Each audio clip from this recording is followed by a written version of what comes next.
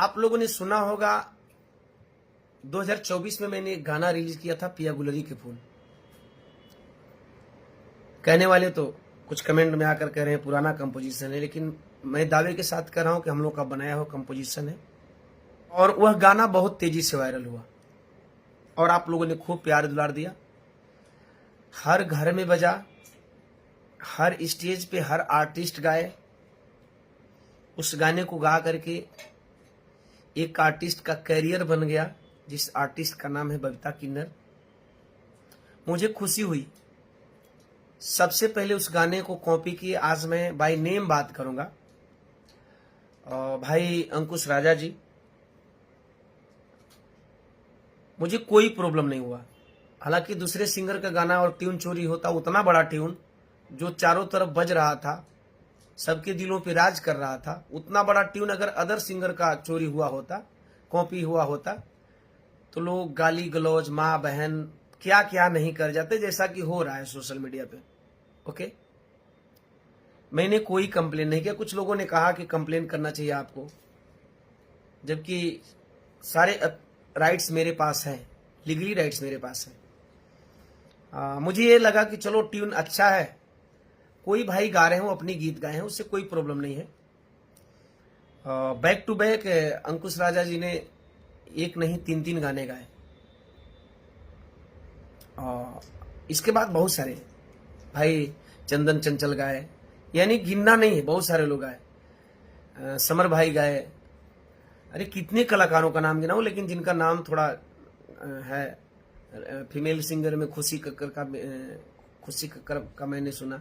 मैंने बहुत सारी गायक और गायिकाओं ने गाया, गिन नहीं सकते आप, सैकड़ों पार। और करीब करीब हमको लगता है कि 500 से ऊपर ट्यून कॉपी हुआ, कोई नहीं। मुझे इससे कोई भी एलर्जी नहीं हुआ, क्योंकि ट्यून प्यारा था, लोग गा रहे थे। भोजपुरी भाषी हम लोग हैं, भोजपुरी में हम लोग गाते बजाते हैं, और लोगों को अच्छा लग रहा था, लोग गा रहे थे।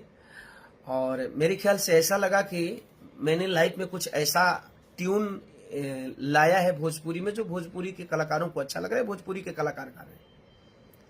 उसके बाद बात आती है भाई अरविंद अकेला कल्लू जी की।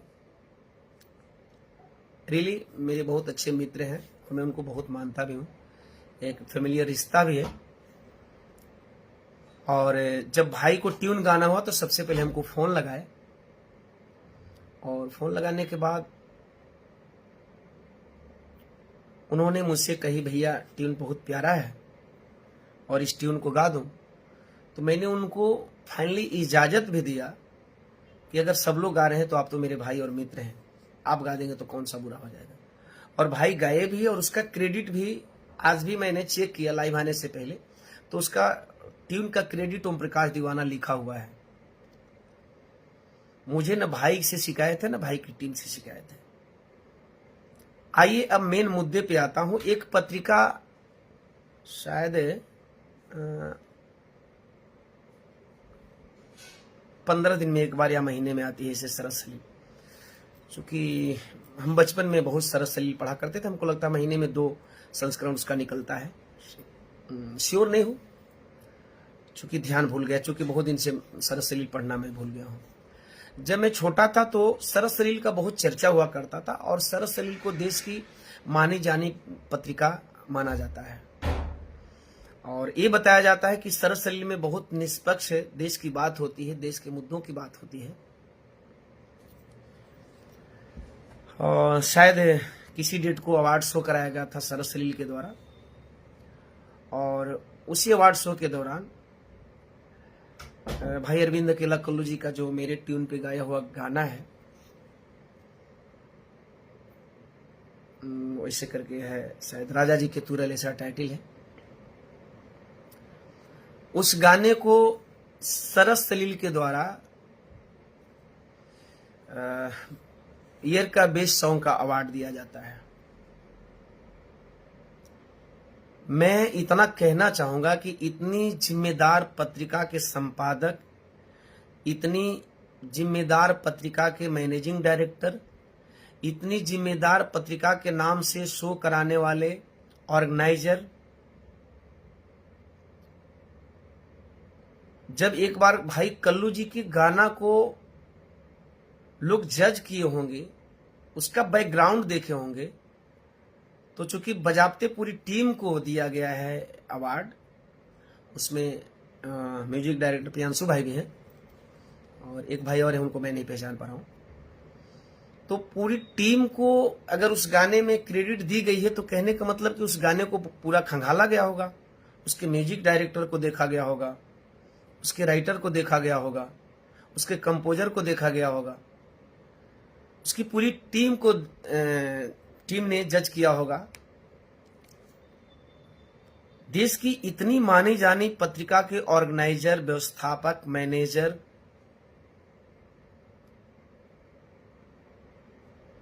और जिन्होंने इस गाने को सिलेक्ट किया, उनको पता होगा कि ट्यून सर चढ़ करके 1.5 साल से, विगत 1.5 साल से, जब से रिलीज हुआ है गाना तब से लेकर के अब तक ट्रेंडिंग में ही है, ट्रेंड आउट नहीं हुआ है। आज भी आप लोग जा करके देखेंगे तो ट्रेंडिंग में ही है। और मैं अपने फैन से भी कहना चाहूंगा, अदर फैन से भी कहना चाहूंगा, सबके चाहने वालों से मैं कहना चाहूंगा कि इसमें भाई कल्लू का 1% भी दोष नहीं। मैं कल्लू भाई को 1% दोषी भी नहीं कह रहा हूं। देश की इतनी मानी जानी पत्रिका इस गाने को जज करते हुए, इस गाने के डिस्क्रिप्शन में जाने के बाद डिस्क्रिप्शन में नीचे का नाम नहीं दिखा।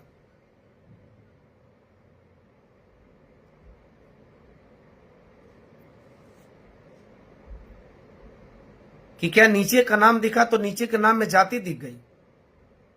मैं जल्दी जाति की बात नहीं करता।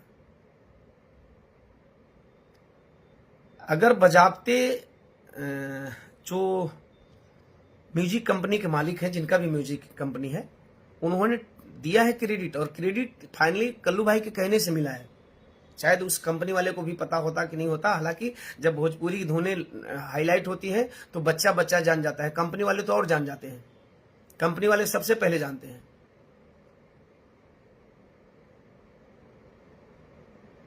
तो क्या उस टीम को ट्यून किसका है, ट्यून के का क्रेडिट किसे दिया गया है, ये नहीं दिखा। क्या जिसने ये इवेंट कराया था, जिसने अवार्ड शो कराया था, क्या उसको ये नहीं देखा कि ये रियल ट्यून किसका है? अगर इस ट्यून पे कॉपी करने वाले आर्टिस्ट, इस ट्यून पे कॉपी म्यूजिक बनाने वाले आर्टिस्ट, इस ट्यून पे कॉपी राइट करने वाले आर्टिस्ट अवार्ड के हकदार हो सकते हैं, तो ओरिजिनल ट्यून बनाने वाले का क्या हक नहीं होता है?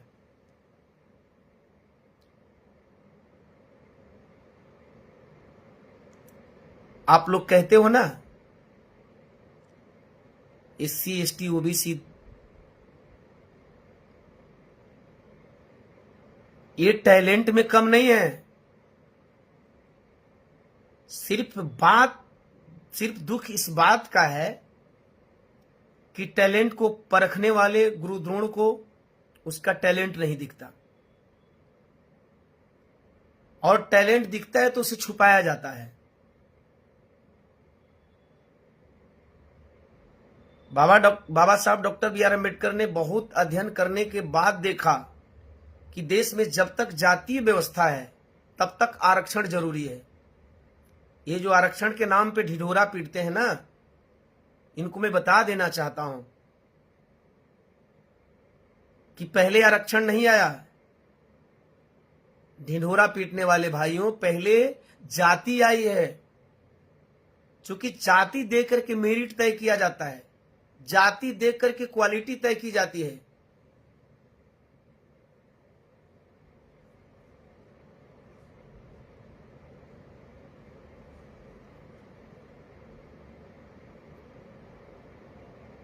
देश की इतनी बड़ी पत्रिका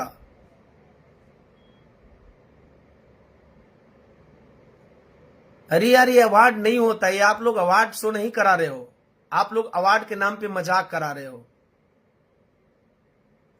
गिने चुने लोगों को अवार्ड में खड़ा कर देते हो। उस गाने की क्वालिटी, किसी के भी गाने की क्वालिटी नहीं देखी जाती है, किसी के भी गाने का मार्केट वैल्यू नहीं देखा जाता है, किसी भी गाने में कितनी वल्गरिटी है, कितनी स्वच्छता है, वो समाज में संदेश क्या देता है, ये नहीं देखा जाता है। बस जाति चेहरा देख करके आप लोग अवार्ड बांट देते हो।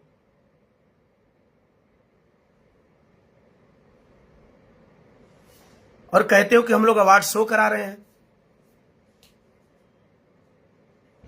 आप लोग अवार्ड शो नहीं कराते हो, उसको किसी भी कसौटी पे कसते नहीं हो, परखते नहीं हो, जांच नहीं करते हो, जज नहीं करते हो।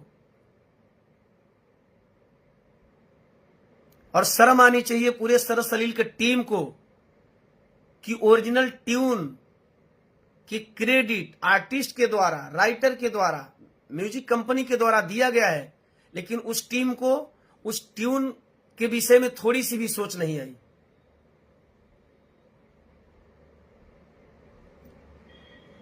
इस अवार्ड शो कराने वाले सरस सलील के पूरी टीम को चुल्लू भर पानी में डूबकर मर जाना चाहिए कि ओरिजिनल गाने की क्रेडिट किसी और को देते हो और ओरिजिनल गाने वाले का कोई इसमें चर्चा भी नहीं होता है, और कहते हो कि हम लोग अवार्ड शो करा रहे हैं भोजपुरी का। भोजपुरी का अवार्ड शो आप लोग नहीं करा रहे हो, भोजपुरी के नाम पे जी खा रहे हो, भोजपुरी को बदनाम कर रहे हो, भोजपुरी के मिठास को आप लोग मटिया पलीत कर रहे हो।